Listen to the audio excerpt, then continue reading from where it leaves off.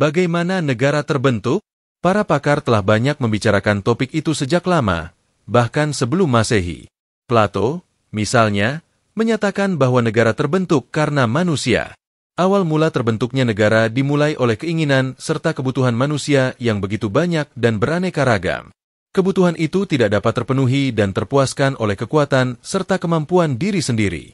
Karena kesadaran itu, manusia pun bersatu untuk dapat saling menutupi keterbatasannya, serta saling mencukupi kekurangan masing-masing dengan bekerja sama, hingga dibentuklah negara.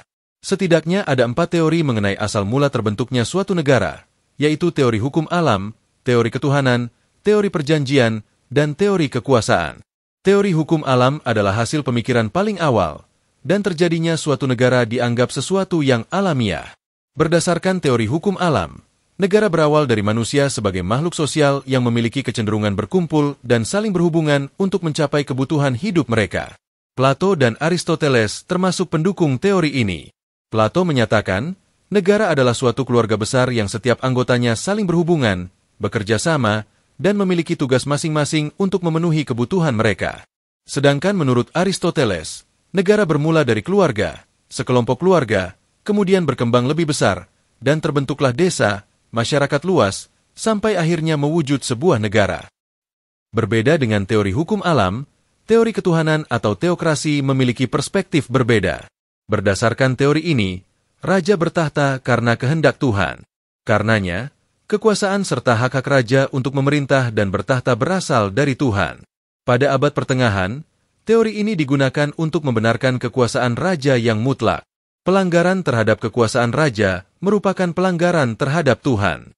Sementara itu, raja serta pemimpin-pemimpin negara tidak bertanggung jawab kepada siapapun, tetapi kepada Tuhan. Penganjur teori ini diantaranya Thomas Aquinas dan Ludwig von Halver. Kemudian, teori perjanjian memisahkan manusia dalam 2 zaman, yaitu zaman sebelum ada negara dan zaman setelah ada negara. Keadaan tidak bernegara atau pranegara disebut keadaan alamiah, dan di waktu itu individu hidup tanpa organisasi serta pimpinan, tanpa hukum, tanpa negara, juga tanpa pemerintah yang mengatur hidup mereka. Keadaan alamiah itu lalu diakhiri dengan jalan mengadakan perjanjian bersama, hingga dibentuklah suatu negara melalui perjanjian di antara individu-individu tersebut. Dalam teori ini, negara berdaulat merupakan tujuan, sehingga mampu melindungi serta menjamin kehidupan mereka. Teori ini disebut pula perjanjian masyarakat atau kontrak sosial. Pelopor teori ini diantaranya Thomas Hobbes, John Locke, dan J.J. Rousseau.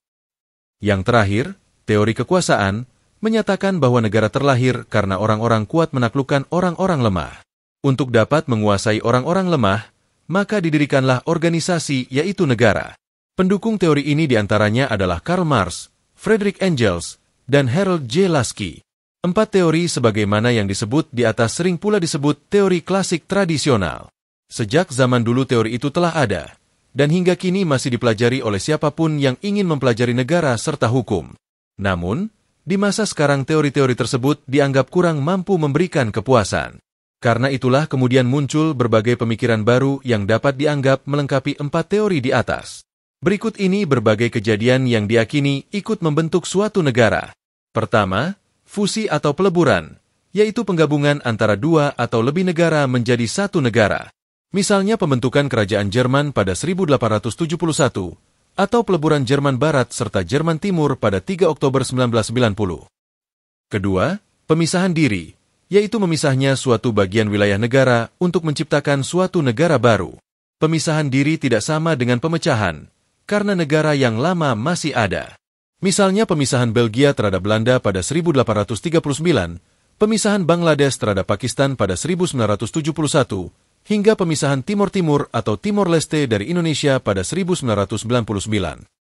Ketiga, pemecahan, yaitu terpecahnya suatu negara yang melahirkan negara-negara baru, sementara negara sebelumnya hilang.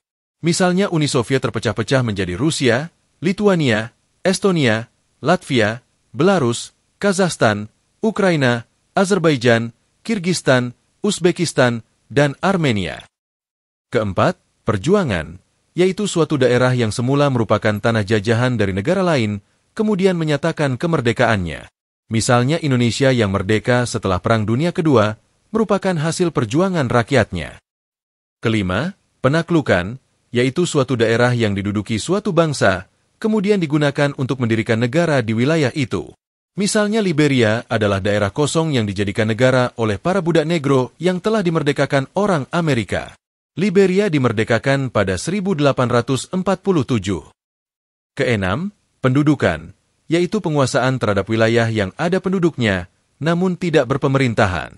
Misalnya Australia merupakan daerah baru yang ditemukan Inggris, meskipun di sana terdapat suku aborigin, dan kemudian wilayah itu dijadikan koloni, sementara penduduknya didatangkan dari daratan Eropa. Ketujuh, penyerahan, yaitu terbentuknya negara dari suatu koloni yang diberi kemerdekaan oleh negara lain yang sebelumnya menjajahnya. Misalnya Inggris dan Prancis yang memiliki wilayah-wilayah jajahan di Afrika, yang kemudian memberikan kemerdekaan kepada negara-negara di daerah tersebut. Kini, ada sekitar 200-an negara yang telah berdiri di dunia, tersebar di 5 benua, yaitu Afrika, Amerika, Asia, Australia, dan Eropa, dengan berbagai ukuran wilayah, populasi penduduk, latar alam, hingga beragam kebudayaan yang ikut tumbuh di negara-negara tersebut. Karena masing-masing negara memiliki latar belakang berbeda, sejarah berbeda, serta berbagai peradaban dan kebudayaan berbeda, maka negara-negara itu pun memiliki kelebihan dan kekurangannya masing-masing. Sebagian negara, karena memiliki lahan luas dan subur, menjadi negara-negara penghasil bahan makanan. Sebagian negara lain, karena berada di daerah minyak bumi, tumbuh menjadi negara-negara kaya penghasil minyak. Sementara sebagian lain termasuk negara-negara yang kurang beruntung, karena hidup di lahan tandus dan terisolasi, hingga masuk dalam golongan negara-negara miskin atau terbelakang. Kenyataan itu kemudian melahirkan begitu banyak perbedaan lain, dari tingkat pendapatan per kapita sampai tingkat kesehatan dan pendidikan.